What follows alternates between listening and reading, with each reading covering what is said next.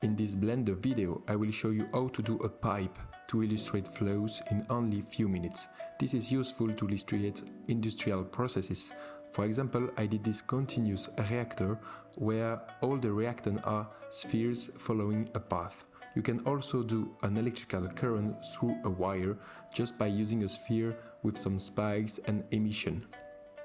To start the pipe, add a circle mesh, S to scale, then tab to go into the edit mode.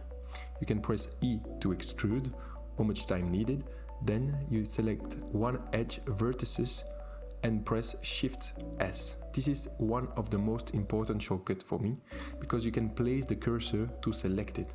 Like this, you can spin the vertices around that point.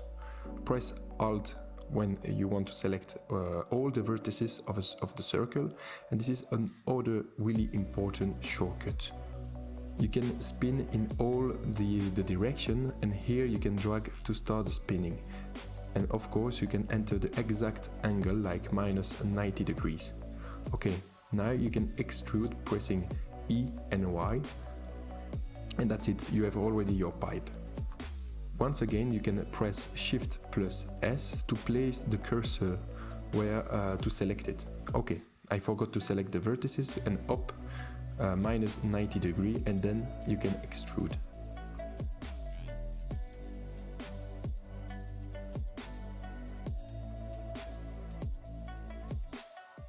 You can repeat the operation. There are two ways to select the vertices. Use the shortcut Alt as before, or toggle X-rays. Toggle X-rays allows you to select all the vertices, also the ones that are behind the view. Then you can press G to grab if needed.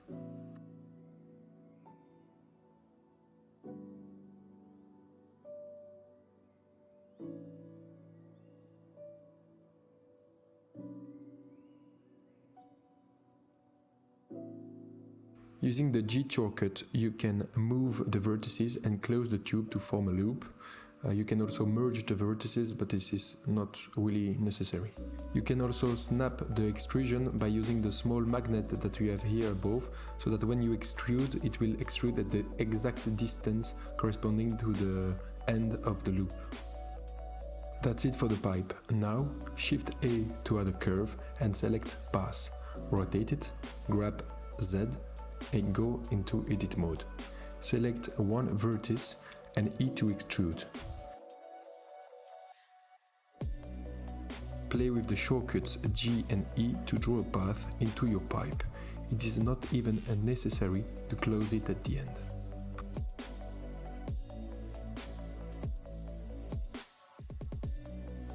Now add your sphere and add an object constraint called follow path. Select your curve as target, and we will animate the offset parameter. Select your sphere and press I when the position of the computer mouse is above the offset parameter. This automatically adds a keyframe. Then move to the frame 30. Change the offset value to do one loop around. Then press Y again to add a new keyframe at the frame 30. Go to the graph editor, add the cycle modifier so that the keyframes are cycled. Then press the spacebar to start your animation. Pay attention to one really important thing when you do a path, is to keep your object at the origin before applying a path constraint.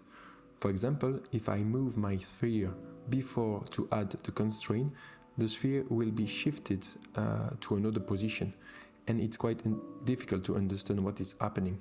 If you set another axis, for example, sometimes it will not move at all. So in short, don't move your object from the origin.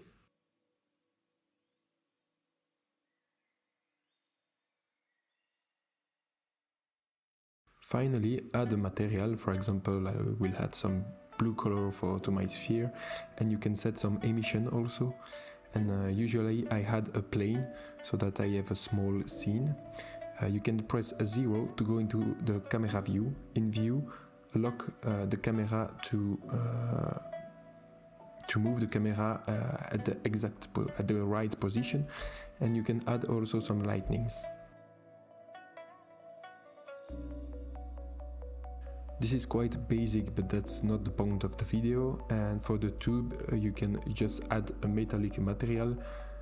In shading, Shift A to add a transparent BSDF. You can add a mix shader to combine it with the color. Don't forget to change the blend mode in alpha blend so that you can control the transparency with the alpha parameter. And one nice thing to do with that is that you can animate the transparency. You end up with a pipe and a flow. You can of course add some complexity by moving several small particles, water or different shapes, but to illustrate the concept, I think that use a sphere with some emission is quite awesome. You can also, for example, animate electricity and a really complex reactor like this one.